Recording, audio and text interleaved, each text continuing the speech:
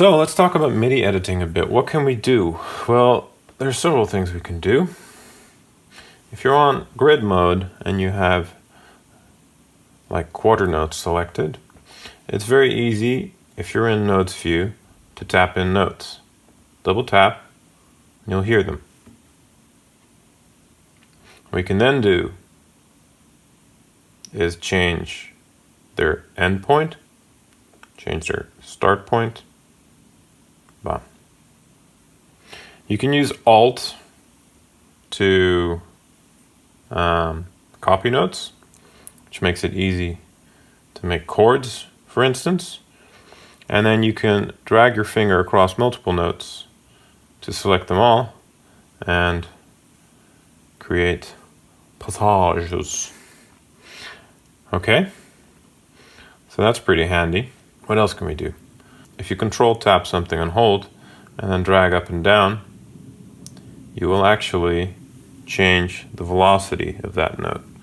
Let's go to velocity here. You'll see what happens. So control tap, see that fader? That's great. See if we can do that with multiple notes. Control, tap and hold, up and down. Awesome. That's really cool. You can do it directly, but they're quite difficult to grab. This time it worked, another time it won't work. So that's tricky. I like to sort of select multiple notes and then control tap, hold them. It's a bit more accurate. And you see the color changes accordingly. So that's pretty good. We can also do, like I've shown down here somewhere in the controllers, you can drag in things. Now, you don't drag in things like this because you're in the multi-tool and this is selecting things. What you can do is use a modifier, which is the Windows key and probably Command in Mac, I don't know. Let's make this a bit bigger. And you can create your own curves, whatever you want to do. You can even sort of quasi make these kind of things. It's great. Of course, you can also use, see, this doesn't really work. This tap and hold thing would be nice if that worked. Doesn't work. What I can do here is hit it and cycle through them. Doesn't work here. It does work here. So this is Freeform. Oh no, this is a line. You can make a line. It's normal. And this is interesting. Okay, boom. Make this kind of stuff. Tap that again. This will make a square wave. Very cool. Of course, it reacts to whatever you have set as a grid value.